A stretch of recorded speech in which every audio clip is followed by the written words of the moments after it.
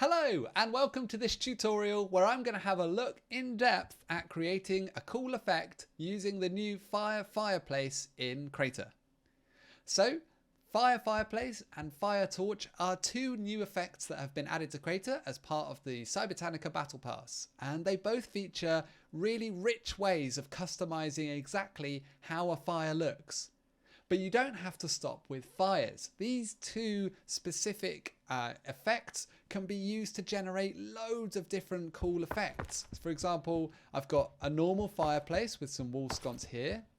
I've got this fire here, which is more like a romantic, relaxing, serene fire. I've used the fireplace effect to generate fireflies in this bush using the sparks. You can also do things like, what if it's not a fire, but instead it's just an aura? I've created a cold feeling area here by using some cold meshes and using the blue flames really slowed down to make it feel more like Aurora Borealis or something like that. And you can even use this as waypoints. You can see I've made a very tall pink flame, which gives it some kind of ethereal quality. And I've mixed that with these sparks, which instead of flying upwards like they do in a normal fire, I've made them randomly move around. Now, all of these are just using the basic fireplace, and this one's using fire torch. So let's really dive in and explore these things. So let's open up our advanced mode by pressing tab.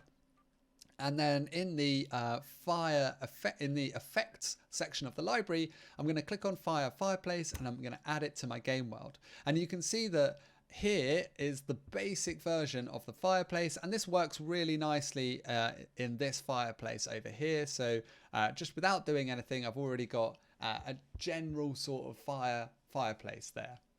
Now let's scroll down in the entity editor with this selected, and we can see some of the properties that we can affect. So the intensity is just how strong the fire is, but the fire amount is a really interesting slider, because if you move that up, you get a lot more flame, which means that there's something is burning. There's a lot more things burning. So we've got fire intensity, fire amount. We can change the color, so we could make this like a magical green, or maybe even like a dark black smoky kind of color. So let's change this to be a magical green, and we can change the emissive value, which is just how bright it is. So is this a really bright fire, something that you might see in, like, I don't know, when potassium is burning or something like that? It's quite nice to play around with these values in the color once you've got the sort of the shape of your fire, or the shape of your effect going. The emitter, you can choose between cylinder or square, and this is the shape of the thing that is emitting flames. So when we have a particle effect, we generally have two main components. One is the emitter, which is the mechanic which is shooting out particles into the game world. We also have the particle itself. In this case, we actually have a couple. We've got the flames, which are particles that are sort of have their own behaviors and do their own thing. And we also have the sparks shooting off. So the flames might be made from lots of particles all clumped together and then using some clever shading technologies, whereas the sparks themselves are a lot more similar to classic particle effects. So here we're changing the shape of the emitter, which is the shape of the thing which is spawning the effect. So if I keep it as cylinder, I can change the size of it, which makes a lot bigger.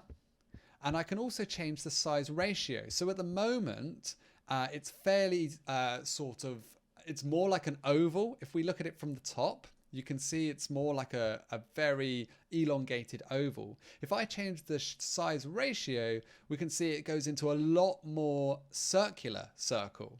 So this affects how flat it is and how circular it is. If I pull it right back to 0, it's just a straight line. And if I move it all the way out to 1, it's a complete circle. So that's kind of an idea of how that will work. You also have the height of the emitter. So at the moment, it's all of the flames are being spawned between 0 and 10 units. Now, if I change the height of the emitter to be a lot higher, you can see that we now have flames being spawned all the way up. And we've got quite a cool looking arrow now. You can do something like rotate that and point it on the floor. If we change the size of it, and reduce this to be almost flat, we could make kind of a flaming arrow, which is quite fun. We can also increase the fire amount just to fill that arrow a little bit more with fire. So there we go, we've got a nice magical flaming waypoint. Let's undo some of those things and let's just look back at this before we change the height of it to make it quite so extreme. So back to this circle, if I click on the emitter outline button, checkbox, that means that the flames will be spawned based on the outline of the emitter rather than inside of it. And I can change the thickness of that if I navigate up here and click on this advanced checkbox. I can actually change the thickness of the outline. So I can make it a really thick circle with a hole in the middle like this, or I can do anything kind of in between, and that's a really fun thing to do. So if I put my character in the middle now, it's kind of a magical circle, which is really fun. You'll notice that when you click off the fire, it stops spawning flames. So it might take a minute or two to subside, but it stops spawning. If you want to keep your flames on whilst you're moving around and testing what it looks like from different directions without necessarily having to have it selected the whole time, make sure you check the simulate checkbox, and that will keep the flames burning. So we've just been looking at the emitter. Let's look now at the flame itself. So I'm going to reduce the revert the emitter properties back to the original property. Let's just make sure that that's reverted before I close it. And let's pull the character over here. And we'll keep going with the green because I think it's pretty cool. If you are not on advanced mode, you will just be presented with sparks, and you can choose whether to have sparks on or off. And if you have sparks on, you can choose how many to have. And sometimes the basic version of the effect is a really quick and easy way to get something in your game without dabbling around and playing around with sliders too much. If you're in a game jam or something which is time intensive, or you just don't have time, stick with the basic mode, get something in there, and you can customize it even more later on when you've got more gameplay. If you want to experiment, or you're near the end of your game and you're polishing up, then you might want to check the advanced checkbox, and let's look at what else we can do with this emitter. So we talked about the emitter. Let's look now at the flame. So in the flame properties will affect in sort of the flame part, rather than where and how the flames are being spawned. This will affect the actual flames themselves. And you can see this most readily with the flame height slider. So if I increase that, that's when we can get really tall flames. And the animation speed, if we wanted to slow it down so we can get more like this this aura style, we can slow it right down. I've slowed it down to 0, which means that it stopped working. There we go. So we can slow it right down, and don't be afraid to come in here and add 0.01 sort of slowness to really slow the flame down and add what I think is some really cool effect. If you look now, we're quite far away from a fire. This is a bit more interesting, a bit more magical than that. So we've got animation speed, flame height. We can also change the size of the randomness of the flame.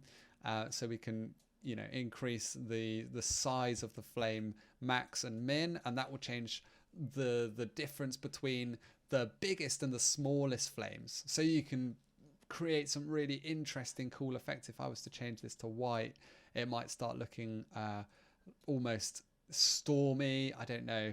It's quite interesting.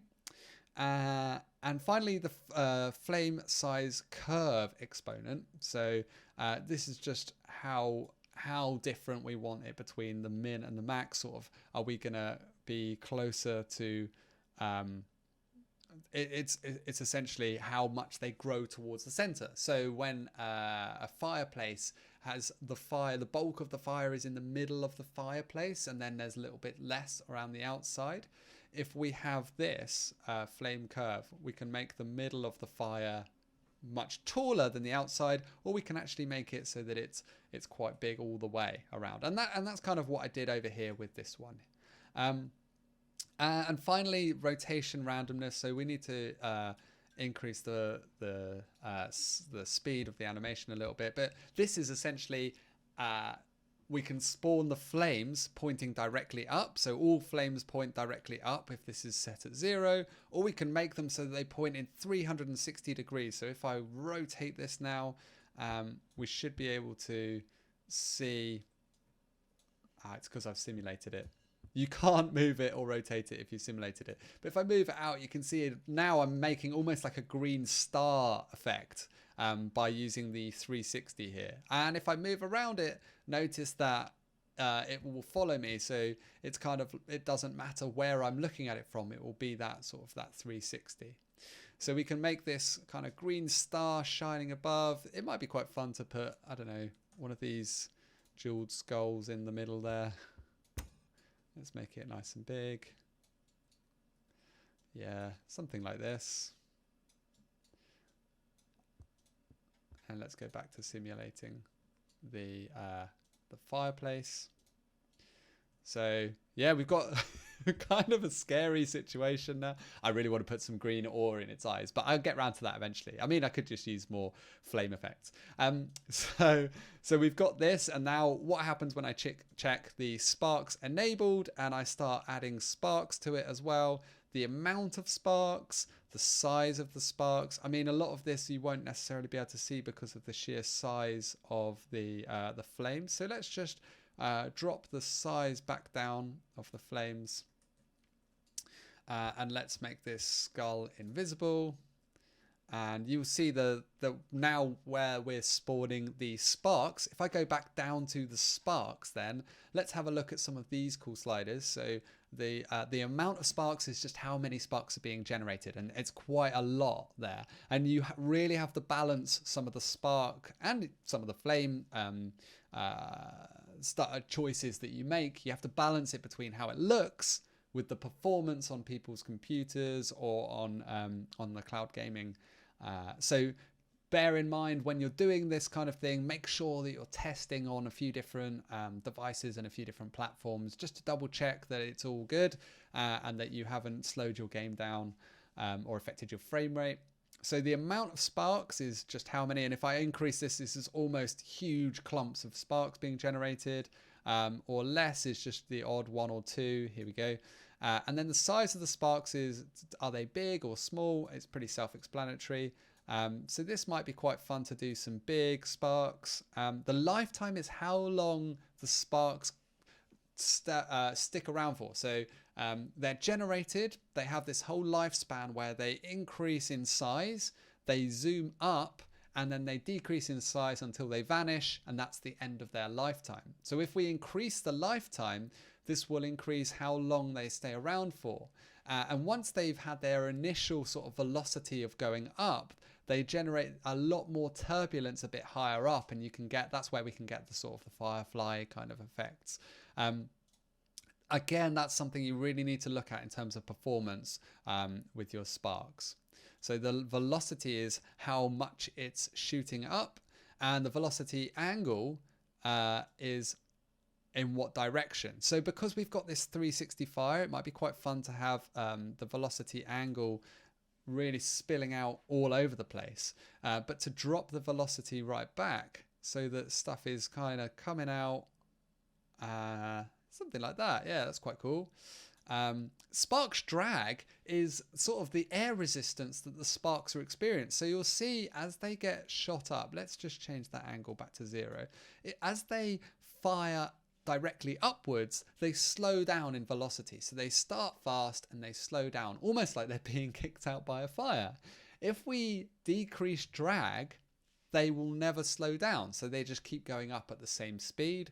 If we increase it a lot, you'll see that they don't make it very high. And so we get kind of a flat bed of sparks.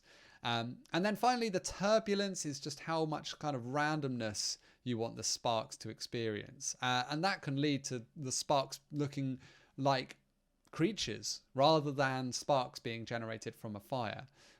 So if we do something like increase their lifetime and decrease the drag so that they can come out of there, we can make some really interesting, very, very eye-catching situation. And now if I turn my skull back to be visible, we can see that it's got quite an interesting thing going on here with the flame behind it. I might increase the size of the flames again, and then increase the lifetime of the particles and the velocity as they get kicked out in all different directions.